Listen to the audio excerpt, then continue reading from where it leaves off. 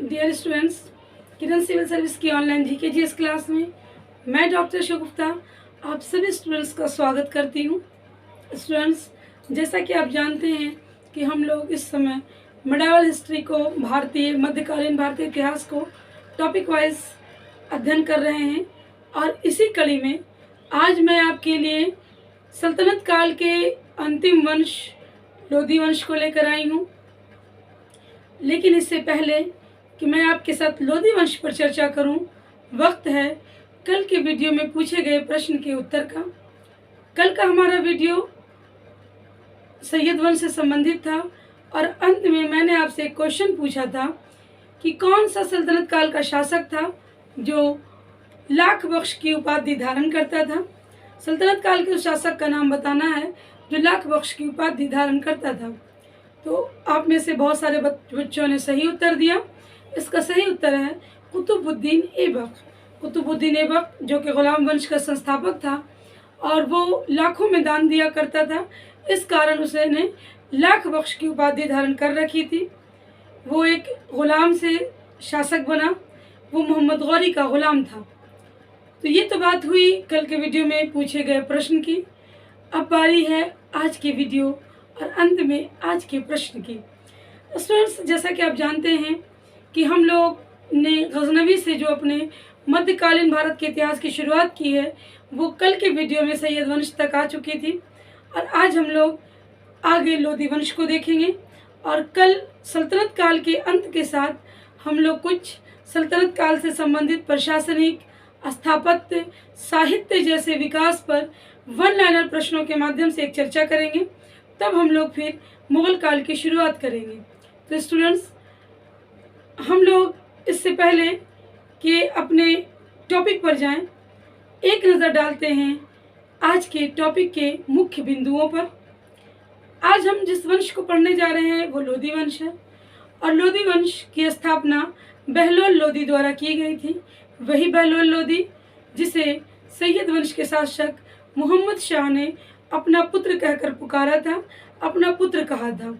बहलोल लोधी जो उस समय मुल्तान का सुल्तान था और उसने जब सुल्तान पर कई तरफ से आक्रमण होने लगा था मोहम्मद शाह पर, तो मोहम्मद शाह की साथ की, इस कारण मोहम्मद शाह ने उसे अपना पुत्र कहा था।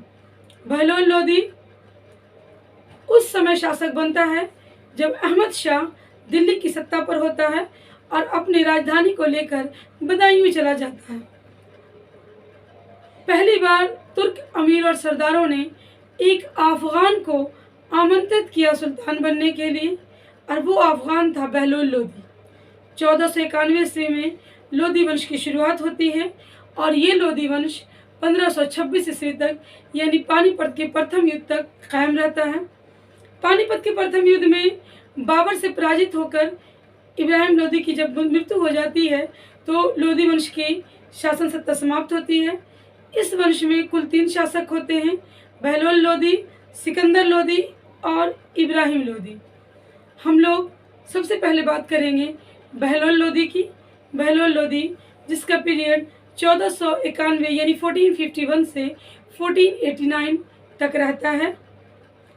51 से 89 तक इसका पीरियड है। बहलोल लोधी दिल्ली का प्रथम अफगान शासक था। हालांकि इसके बाद दूसरी अफगान सत्ता शेर शाह सूरी द्वारा स्थापित की जाती है, लेकिन पहली सत्ता का संस्थापक बहलोल लोधी था। बहलोल लोधी उस समय शासक बनता है जिस समय सैयद वंश का अंतिम शासक अहमद शाह दिल्ली से राजधानी को लेकर बदायूं चला गया था। बहलोल लोधी के ही शासनकाल में जब पंजाब की तरफ से तैमूर लंग का आक्रमण होता है तो बहलोल लोधी अपने शासन व्यवस्था को, अपने साम्राज्य को मजबूत करता है और उसकी स्थिति इतनी मजबूत हो जाती है कि तुर्क अमीर उस अफगान को शासक बनने के लिए आमंत्रित करते हैं। बहलोल लोधी का संबंध अफगानिस्तान के गिजलोई कबीले के शाह गाजी से था। गिजलोई कबीला के होने के कारण ही उसने बहलोल शाह गाजी की उपाधि धारण की थी। 19 अप्रैल 1451 को बहलोल शाह गाजी के नाम से वो दिल्ली की सत्ता पर बैठता है। उसने सबसे पहले जो भारत में वैसे प्रदेश थे जहां विद्रोह होने की संभावना थी, जैसे इटावा, रपरी, भोगाम, मेवात। इन सब में मतलब आक्रमण की स्थिति को देखते हुए सबसे पहले आक्रमण करके अपनी स्थिति मजबूत की, क्योंकि उसे पता था कि इन सब जगहों से विद्रोह हो सकता है। जौनपुर के जो महमूद शाह शर्की थे, जो जौनपुर के शासक थे, बहलोल लोदी ने महमूद शाह शर्की से काफ़ी लंबा संघर्ष किया, लेकिन अंत में बहलोल लोदी विजय हुआ और जौनपुर भी लोदियों के अधीन हो गया। तारीख़ सलातीन अफ़गान के लेखक यादगार, जो तारीख़ सलातीन अफ़गान नामक पुस्तक के लेखक हैं, इनका नाम अहमद यादगार है। ये कहते हैं कि बहलोल लोदी ने सिंध पर अधिकार कर लिया है और चित्तौड़ पर आक्रमण किया और वहाँ के शासक को पराजित किया। यानी सिंध और चित्तौड़ दोनों बहलोल लोदी के अधीन हो चुका था। किनके अनुसार? अहमद यादगार। अहमद यादगार कौन थे? जो कि तारीख़ सलातीन अफ़गान के लेखक थे। ये कहते हैं कि बहलोल लोदी ने सिंध पर भी अधिकार कर लिया था और चित्तौड़ पर आक्रमण करके चित्तौड़ को भी अपने अधीन कर लिया था। उस समय सिंध और चित्तौड़ दोनों ही एक प्रमुख प्रांत के रूप में देखा जाता था। 1487 ईस्वी में सुल्तान ने ग्वालियर के राजा मानसिंह को पराजित किया। यानी कि सिंध और चित्तौड़ के बाद 1487 में जो ग्वालियर के राजा थे मानसिंह, उन पर आक्रमण करके उनको पराजित किया और उनको पराजित करने के बाद 80 लाख टंके उनसे जुर्माना के तौर पर वसूले थे। इस सफलता के बाद ये जो बहलोल लोदी था वो बीमार पड़ गया और जलाली के निकट, जलाली के जगह है के निकट 1489 में बहलोल लोदी की मृत्यु हो गई। यानी ग्वालियर विजय के बाद बहलोल लोदी की मृत्यु हो जाती है जलाली में 1489 में। वो बहलोल लोदी जिसने लोदी वंश की स्थापना की, उसकी मृत्यु हो गई। 1489 में उसकी मृत्यु होने के बाद उसका जो पीरियड है वो लगभग 38 साल तक रहा। वह अपने सरदारों को मनसदे अली कहकर पुकारता था। कौन? बहलोल लोदी। वो अपने जो उसके सरदार थे, जो उसके अमीर थे, उनको क्या कहकर पुकारता था? मनसदे अली कहकर पुकारता था और उनका सम्मान भी करता था। अमीर सरदारों की वजह से ही उसे सत्ता भी मिली थी। उसने यानी कि बहलोल लोदी ने अपने शासनकाल में जो सिक्के चलवाए उसे बहलोली सिक्के कहे जाते हैं। उसने एक नए प्रकार के सिक्के चलाए थे जो बहलोली सिक्के के नाम से विख्यात थे।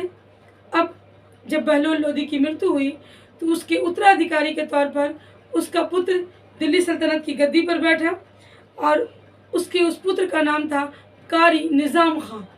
लेकिन जब वो दिल्ली की गद्दी पर बैठा तो उसने अपना राजाभिषेक फिरोज शाह लोदी के नाम से करवाया और ये फिरोज शाह कह रहे हैं, सिकंदर शाह लोदी के नाम से करवाया और ये लोदी वंश का दूसरा शासक बना। पहला बहलोल शाह लोदी और दूसरा सिकंदर शाह लोदी। सिकंदर शाह लोदी का नाम जो था वो कारी निज़ाम खां था। 17 जुलाई 1489 को बहलोल लोदी की मृत्यु के बाद फिरोज शाह लोदी, मुझे बार बार फिरोज शाह याद आ रहा है, मैं अभी तक वहीं तुगलक वंश में घूम रही हूँ। सही, हम लोग लोदी वंश में आ चुके हैं। तो फिरोज शाह लोदी नहीं, सिकंदर शाह लोदी। इतना ज़्यादा इन लोगों के नाम में सिमिलरिटी होती है ना कि हम लोग भी कंफ्यूज हो जाते हैं। पढ़ते हैं वो लगता है अभी वहाँ क्योंकि नाम काफ़ी मिलते जुलते हैं इन लोगों के, तो आप लोग कंफ्यूज नहीं होइएगा। सिकंदर शाह लोदी जब गद्दी पर बैठता है तो इसने अपने भाई के नाम पर जौनपुर नगर बसाया।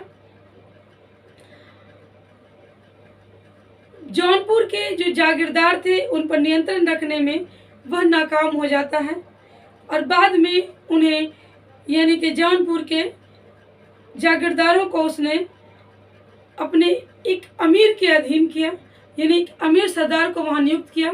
सुल्तान ने जथरा, अलीगढ़ का एक गांव था, का राजपाल ततार खां को अपने अधीन किया। वह बयाना के शासक अशरफ को 1491 ईस्वी में पराजित करके उसकी जागीर अपने साम्राज्य में मिला ली। किसकी?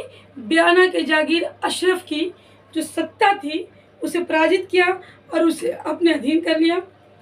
सिकंदर शाह लोदी ने आगरा नगर बसाया था, खासकर राजस्थान के राजपूतों पर नियंत्रण रखने के लिए। उसने आगरा बसाया, आगरा में एक महल बनवाया और उसने अपनी राजधानी आगरा हस्तांतरित कर ली थी। 1501 ईस्वी में सुल्तान ने ग्वालियर के राजा मान सिंह के विरुद्ध कूच किया और मान सिंह के साथ उसने 3 वर्षों तक संघर्ष किया। 1504 में मंत्रालय के विरुद्ध अभियान छेड़ा। सुल्तान ने अवंतगढ़ 1507 में, नरवर 1508 में तथा चंदेरी 1512-13 में जीता। यानी कुल मिला के देखें तो सिकंदर शाह लोदी ने कई सारे नए प्रांतों को जीता और अपने अधीन किया। कहा जाता है कि सिकंदर ने लगभग 300 नगर बसाए थे। 1509 में नागौर के शासक मोहम्मद खान ने सिकंदर लोदी की अधीनता स्वीकार कर ली। सुल्तान ने रणथंभौर पर विजय पाने का प्रयास किया। विजय रणथंभौर जो कि राजपूतों का गढ़ था, लेकिन उसे निराश होना पड़ा। रणथंभौर पर वो अधिकार नहीं कर पाया। 21 नवंबर 1517 ईस्वी को गले में कैंसर के कारण सुल्तान सिकंदर शाह लोदी की मृत्यु हो गई। यानी कि वो शासक जो न जाने कितने राज्यों को जीतता हुआ आगे बढ़ा, नगरों को बसाया, आक्रमण करने में, विद्रोहों का दमन करने में आगे रहा, अंत में कैंसर जैसी बीमारी ने उसे मात दे दिया और गले में कैंसर के कारण उसकी मृत्यु हो गई।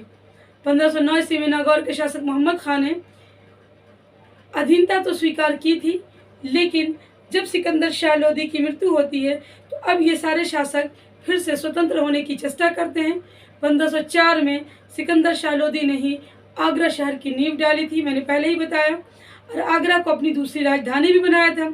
आगरा को स्थापित करने का उद्देश्य था राजपूताना पर अधिक कंट्रोल रखना, क्योंकि वो आगरा राजस्थान से सटा हुआ था और वो राजस्थान पर नियंत्रण रखने के लिए ही आगरा नगर को बसाया था। सिकंदर ने एक नाप का अलग पैमाना जारी किया जिसे गज़े सिकंदरी कहा जाता था। धार्मिक दृष्टिकोण से बड़ा ही असहिष्णु, इसने ज्वालामुखी मंदिर की मूर्ति की टुकड़े करवाई, कसाई, बहुत सारे ऐसे कार्य हैं इसके जो बताता है कि ये काफ़ी कट्टर था, लेकिन कट्टर होने के साथ साथ लोकहित के मामले में आगे रहता था। इसने आयुर्वेद चिकित्सा की एक पुस्तक लिखवाई थी जिसका नाम था फरहंगे सिकंदरी। इसका इसने फारसी में अनुवाद भी करवाया था। तो फरहंगे सिकंदरी का फारसी अनुवाद सिकंदर लोदी ने कराया। आगरा नगर सिकंदर लोदी ने बसाया। आगरा को अपनी दूसरी राजधानी सिकंदर लोदी ने बनाया और माप का एक नया पैमाना जिसका नाम था गज़े सिकंदरी सिकंदर ने चलाया।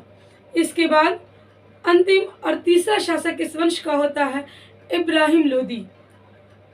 फिर सिकंदर लोदी की मृत्यु के बाद इब्राहिम लोदी सत्ता पर आता है। 1517 ईस्वी से 1526 ईस्वी तक सिकंदर लोदी का पीरियड है, इब्राहिम लोदी का पीरियड है। सिकंदर लोदी 1517 में मृत्यु हो गया था। 1517 से 26 यानी कि 9 साल का पीरियड, और अंत होता है मुगल शासक बाबर के द्वारा पानीपत के प्रथम युद्ध में। सिकंदर लोदी के बाद 22 नवंबर 1570 को इब्राहिम लोदी गद्दी पर बैठता है।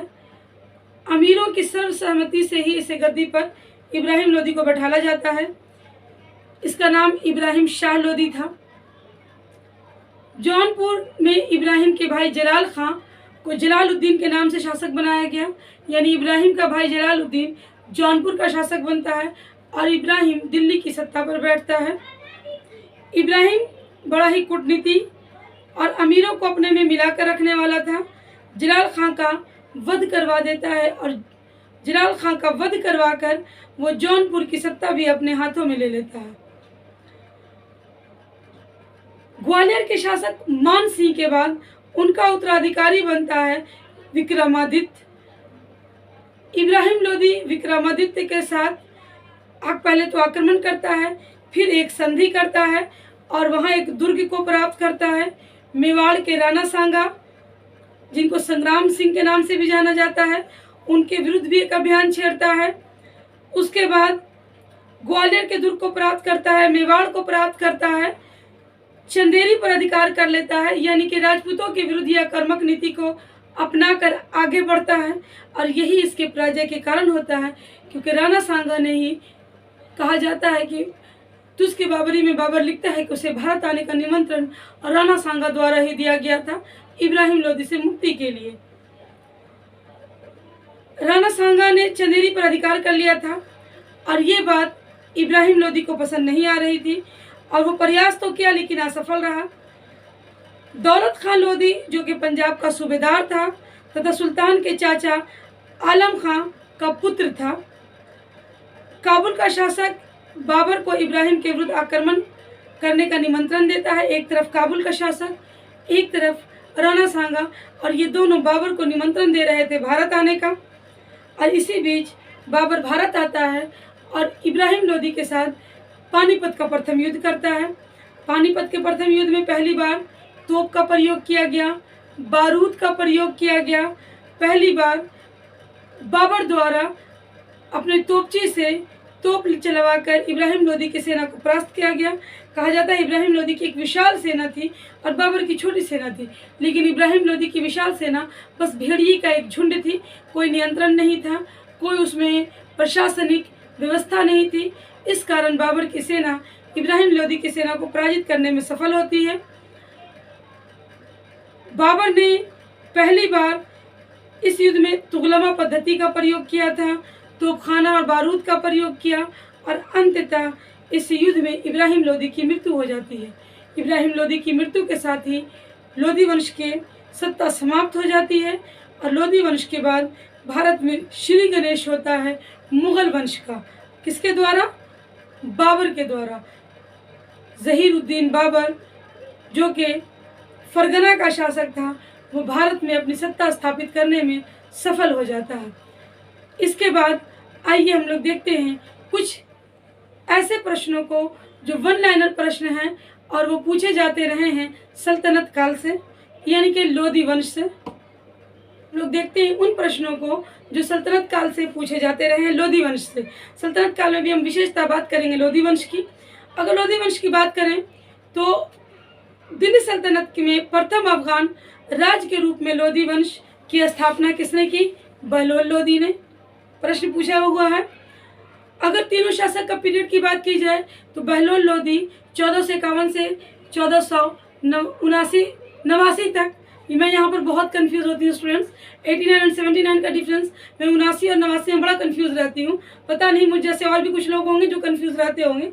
तो 1451 से लेकर 1489 तक बहलोल लोदी, 1489 से 1570 तक यानी 1517 तक सिकंदर शाह लोदी, और 1517 से 1526 तक इब्राहिम लोदी। 3 शासकों का पीरियड है ये। दिल्ली सल्तनत के सुल्तानों में से किसने सर्वाधिक समय तक शासन किया? तो 38 वर्ष का एक लंबा पीरियड है बहलोल लोदी का। अगर अगला प्रश्न हम देखें तो किस सुल्तान के बारे में अब्दुल्ला ने अपनी पुस्तक तारीख दाऊदी में लिखा है कि वह अपने सरदारों के साथ मिलता था तो वह कभी सिंहासन पर नहीं बैठता था? तो वो शासक बहलोल लोदी था। बहलोल लोदी अपने सरदारों की बड़ी इज्जत करता था, और जब उनके साथ मिलकर बैठता था तो हमेशा उनके समूह में बैठना पसंद करता था, सिंहासन पर बैठना पसंद नहीं करता था। किस सुल्तान ने आगरा नगर की स्थापना कर उसे अपनी राजधानी बनाई? तो अभी मैंने आपको बताया सिकंदर शाह लोदी ने। सिकंदर लोदी ने भूमि की माप के लिए किस पैमाने का प्रयोग किया? तो गजे सिकंदरी। आप देखते जाइएगा, मैंने जो नोट्स दिया उससे क्वेश्चन बन रहे हैं। सुल्तान की उपाधि धारण करने वाला लोदी वंश का प्रथम शासक? तो बहलोल लोदी ने सुल्तान की उपाधि नहीं की धारण की थी। सुल्तान की उपाधि धारण करने वाला पहला शासक सिकंदर लोदी था। सिकंदर लोदी ने मुसलमानों में प्रचलित अनेक कुप्रथाओं जैसे मुहर्रम पर ताजिया निकालना, महिलाओं को पीरों की मज़ारों पर जाने या उनकी याद में जुलूस निकालने का पर प्रतिबंध लगा दिया था। महिलाओं का मज़ार पर जाना प्रतिबंधित था, उसने कर दिया था। मुहर्रम के जुलूस पर उसने रोक लगा दिया था। अगर हम बात करें कि भारतीय संगीत पर प्रथम फारसी में लिखा गया ग्रंथ लज़्ज़त सिकंदर शाही की रचना किसके कार्यकाल में हुई?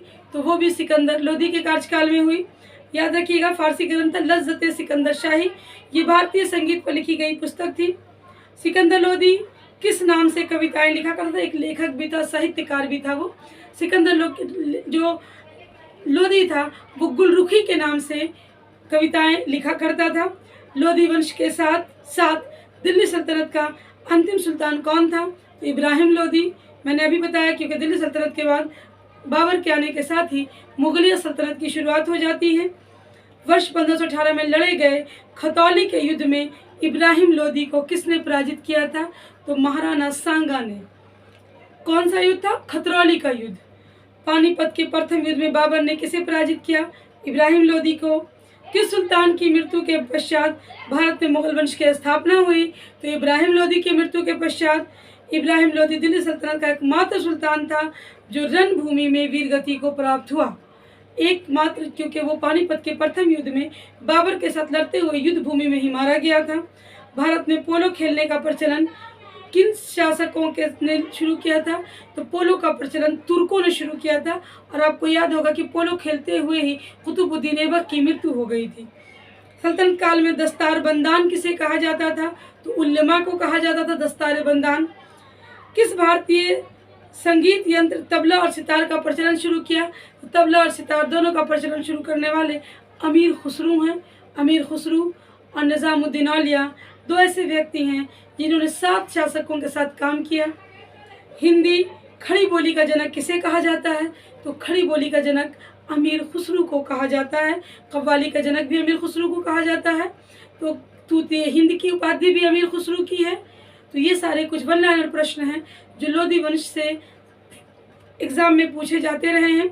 हम लोग अपने अगले वीडियो में सल्तनत काल की प्रशासनिक व्यवस्था, सल्तनत काल में सरदारों के पद, सल्तनत काल के साहित्य और स्थापत्य पर इसी तरह वन लाइनर पॉइंट के नज़रिए से चर्चा करेंगे जो बहुत ही इंपॉर्टेंट है आपके लिए, चाहे आप कोई भी परीक्षा दे रहे हों। अब चलते चलते बारी है आज के प्रश्न की। आप सोच रहे होंगे कि आज का प्रश्न मैं क्या देने वाली हूँ। तो आज का प्रश्न थोड़ा सा इंटरेस्टिंग है।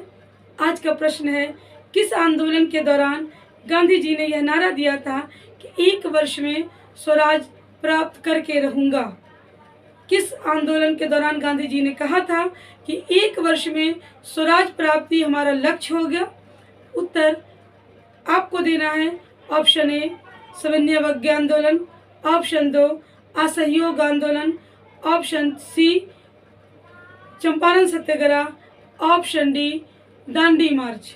किस दौरान गांधी जी ने कहा था कि 1 वर्ष में स्वराज प्राप्त करना हमारा लक्ष्य है? ऑप्शन आपने देख लिया, सविनय अवज्ञा आंदोलन, असहयोग आंदोलन, चंपारण सत्याग्रह, दांडी मार्च। अपने उत्तर कमेंट करके दें। आई होप वीडियो अच्छा लग रहा होगा, क्वेश्चंस बन रहे होंगे और इसी तरह अन टॉपिक्स पर वीडियो हमारे साथ करते रहिए। लगातार हम लोग पहले इतिहास को कवर करने की कोशिश कर रहे हैं, इतिहास के बाद हम लोग दूसरे विषयों पर भी चर्चा करेंगे। तो स्टूडेंट्स मिलते हैं अगले वीडियो में, लेकिन जाने से पहले एक काम आपको करना है। वीडियो अच्छा लगता है तो लाइक करें, पेज पर नए हैं तो सब्सक्राइब करें और दोस्तों तक पहुंचाने के लिए शेयर करें। Student bye bye.